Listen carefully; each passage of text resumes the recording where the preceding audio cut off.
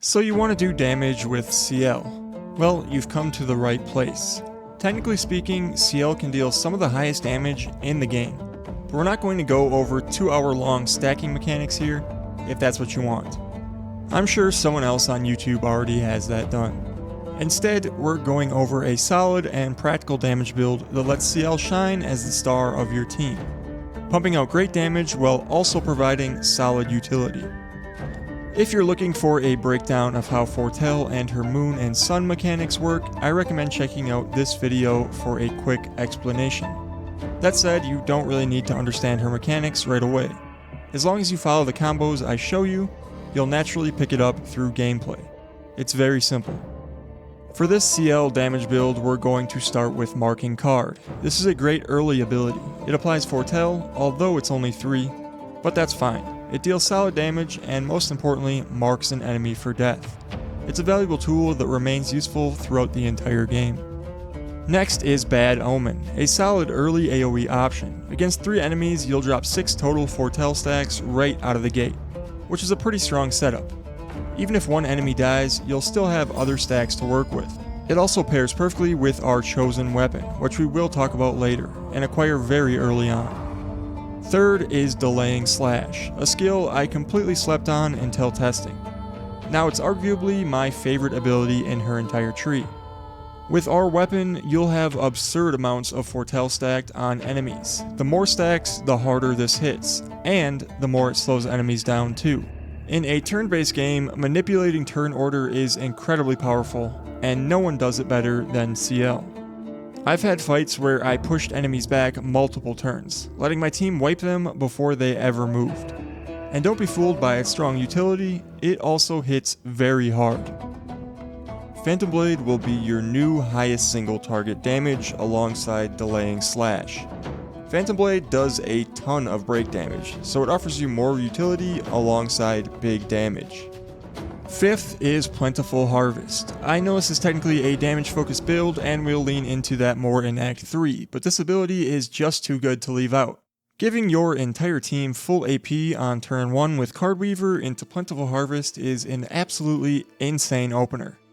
Last, but certainly not least, is Card Weaver. If I haven't made it clear yet, turn manipulation is king. This combined with our weapon applies 10 Foretell to every enemy and gives Sciel an extra turn.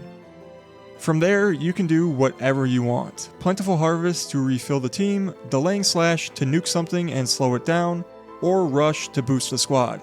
Card Weaver sets up everything. And today we're doing a 7th bonus ability because I know it's going to be mentioned in the comments. Sealed Fate. This is the one everyone thinks of when they hear Damage Sciel. It's really good and it hits hard, her highest early damage option.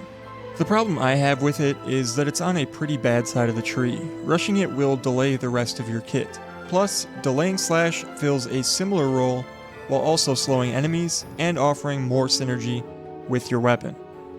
Additionally, later in the game, Sealed Fate gets outclassed by higher damage options. If you've got spare points though, it's a great swap in for Rush or Bad Omen, which are very replaceable skills. Your go-to early rotation is going to be Card Weaver into Plentiful Harvest, or Delaying Slash. Use Plentiful Harvest if your squad needs AP, or Delaying Slash if you just want to delete something and mess with their turn order. Thanks to Card Weaver, you can do both before the enemy gets to act very much at all. So Card Weaver, Delaying Slash, Plentiful Harvest. That's a pretty brutal opener. It is a bit AP intensive early on, which is why you'll delay grabbing Card Weaver for just a little bit. Make sure you're pumping Sciel with AP gain Pictos to support this rotation. Anytime you're making a damage character, making sure they have the AP to launch their spells is a very high priority. Act 3 is where Damage Sciel really comes alive. First, we drop Card Weaver and pick up our Sacrifice. This ability is insanely fun to use and synergizes well with the right Pictos. It deals massive damage to all enemies, but it has a catch. It consumes all Foretell, and your allies' health. That sounds bad, right? But actually, we can flip this into a massive advantage. Health is pretty garbage in Expedition 33. Shields are a much better form of defense. Just slap Solidifying, In Media Res, and SOS Pictos on your teammates, and this downside turns into a full-on team buff. Our Sacrifice becomes a nuke and a support tool. Yes, it's a damage Sciel build, but why not do both at the same time?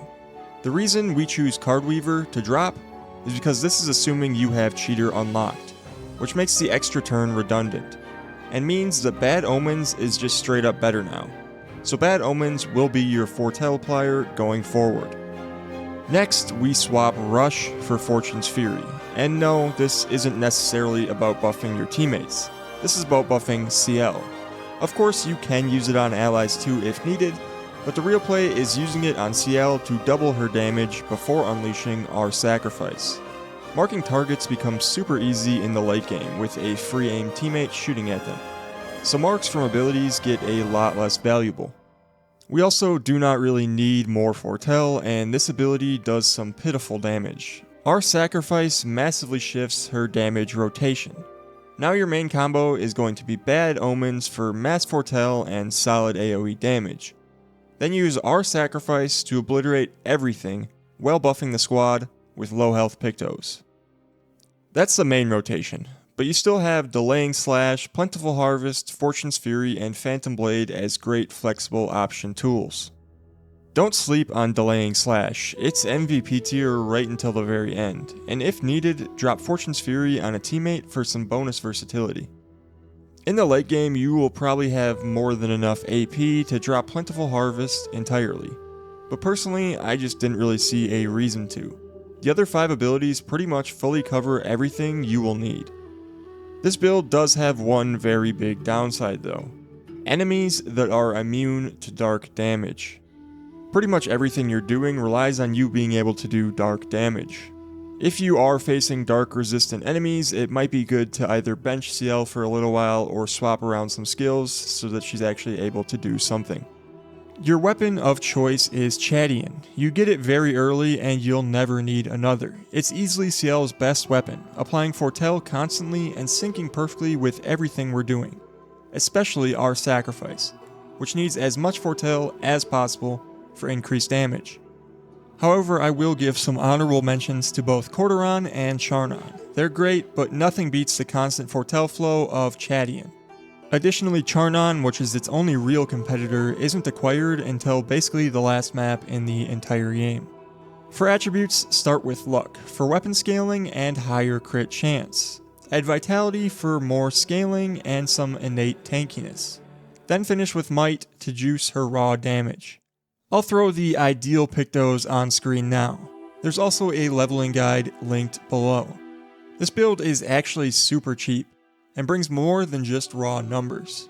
It can easily flex into a supportive role, making it perfect as a secondary carry option or hybrid support.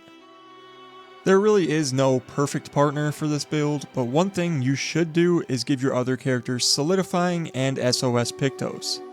This will give your teammates more shields and buffs whenever you use our Sacrifice, making our Sacrifice even stronger. If you are looking for a strong team comp, try pairing this with my Cultist Minoko build. It works very well. I'll also be making a Berserker Verso build very soon that will make a perfect 3-man team, alongside Cultist Minoko and Eclipse Sciel. Damage Sciel is flashy, satisfying, and super flexible. Whether you want to nuke enemies with our Sacrifice, lock them down with a Delaying Slash, or just be the setup for another big moment with Fortune's Fury. She brings a ton of power and versatility to your team. Don't let her support looks fool you, Sciel can carry a game if you build her right. Thank you all very much for watching, and I will see you in the next one.